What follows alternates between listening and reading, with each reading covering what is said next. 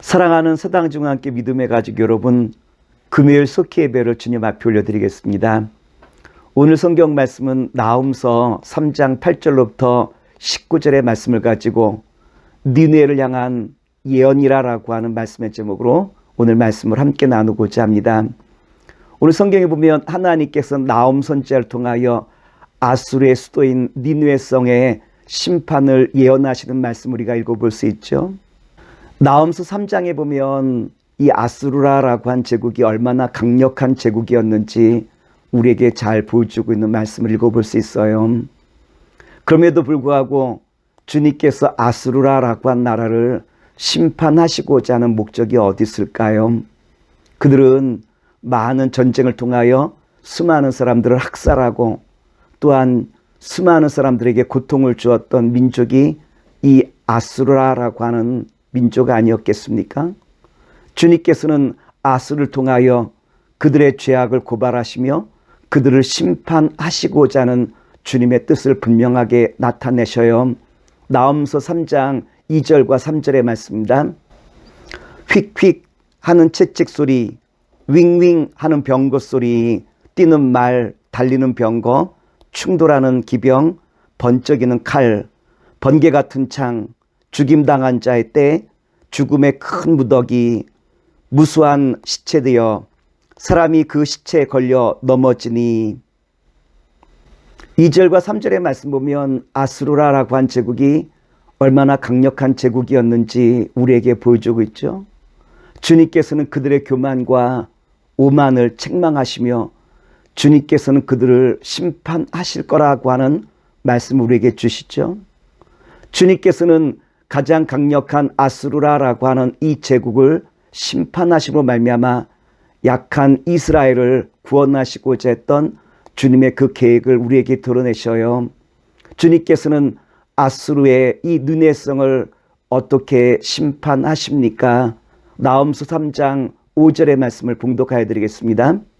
보라, 내가 내게 말하노니 만군의 여호와의 말씀에 내 치마를 걷어올려 내 얼굴에 이르게 하고 내 벌거벗은 것을 나라들에게 보이며 내 부끄러운 것을 문민족에게 보일 것이요. 치마를 걷어올린다라고 한 것은 부끄러운 그 모든 것을 드러낸다라고 한 거죠. 주님께서는 아수르의 부끄러운 모든 것을 드러내시겠다라고 말씀하셨어요. 주님께서 나훔 선지자를 통하여 예언해 주신 말씀이 있다면 무엇일까요? 첫째는 하나님께서 역사의 주인이 되심을 우리에게 선언해 주시고 있죠.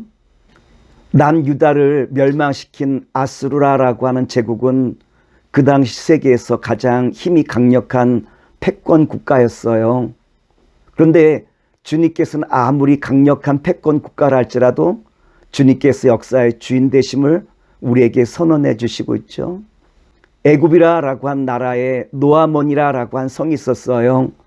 이 노아몬이라고 한 성은 천연의 요새요, 가장 강력한 군대와 모든 조직을 갖고 있었지만 그럼에도 불구하고 이 노아몬 성이 아수르에 의해서 멸망당하지요. 나훔서 3장 8절과 10절의 말씀입니다. 내가 어찌 노아몬보다 낫겠느냐? 그는 강들 사이에 있으므로 물이 둘렀으니 바다가 성루가 되었고 바다가 방어벽이 되었으며 그가 포로가 되어 사로잡혀갔고 그의 어린아이들은 길 모퉁이에 메어침을 당하여 부서졌으며 그의 존귀한 자들은 제비 뽑혀 나뉘었고 그의 모든 권세자들은 사슬에 결박되었나니. 지금 아수르라고 한 제국은 의기양양하지만 그러나 이 아수르라고 한 제국이 노아몬 성보다 더 강력하지는 않았다라고 하는 거예요. 그런데 그 노아몬 성이 그렇게 강력했음에도 불구하고 무너졌듯이 아수르라고 한 제국도 이제는 곧 무너질 것이다라고 한 것을 우리에게 예언해 주신 말씀 아니겠습니까? 아수르 니느웨 성이 아무리 강력하다 할지라도 주님께서 역사의 주인 되시기에 겸손하게 주님 앞에 나아가지 못한다면 그들도 곧 멸망할 수밖에 없다라고 한 것을 우리에게 분명하게 선언해 주시고 있어요. 둘째로 하나님께서는 나훔을 통해서 오만한 니느웨 성의 멸망을 예언해 주시죠. 나훔은 아수르라고 한 나라가 곧 멸망할 것이다 라고 예언하시면서 그들은 대적 때문에 피할 곳을 찾아야 하며 남자들은 여자와 같이 아무 힘도 쓰지 못하고 성문은 원수들 앞에 무너질 것이다 라고 예언의 말씀을 주셨어요. 니느웨 성의 멸망은 하나님께서 예언하신 그 말씀의 성취 아니겠습니까? 이미 150년 전 요나를 통하여 니느웨 성의 심판을 주님께서 말씀하셨는데 회개하였던 그들이 시간이 지나감에 따라 오만과 교만으로 일관하자 주님께서는 어떻게 하시죠? 그들을 심판하시는 것 아니겠습니까? 하나님께서는 죄인들이 회개할 수 있도록 시간을 주시지만 그러나 회개하지 못한다고 한다면 주님의 심판만이 함께한 것 아니겠습니까? 나훔서 3장 15절 말씀입니다. 거기서 불이 너를 삼키며 칼이 너를 베기를 느치가 먹는 것 같이 하리라. 내가 느치같이 스스로 많게 할지어다. 내가 메뚜기같이 스스로 많게 할지어다. 셋째로 하나님께서는 나훔을 통하여 니느웨 성이 다 흩어질 것이다 라고 한 것을 말씀해 주고 있죠. 한 나라의 힘은 지도자와 백성이 하나가 되어질 때 힘을 발휘할 수 있지만 지도자와 백성이 힘이 나뉠 때는 분열하고 멸망할 수밖에 없는 것 아니겠습니까? 막강한 국력을 과시했던 아수르가 우상숭배와 제약으로 말미암아 흩어지게 되어지고 무너지고 말았다라고 하는 거예요. 그런데 여기서 주목할 것이 있다면 아수르의 심판은 결국 이스라엘의 구원과 연관되는 것 아니겠습니까? 나훔서 3장 18절로 19절 말씀입니다. 아수르 왕이여 내 목자가 자고 내 귀족은 누워 쉬며 내 백성은 산들에 흩어지나 그들을 모을 사람이 없도다. 내 상처는 고칠 수 없고 내 부상은 중하도다.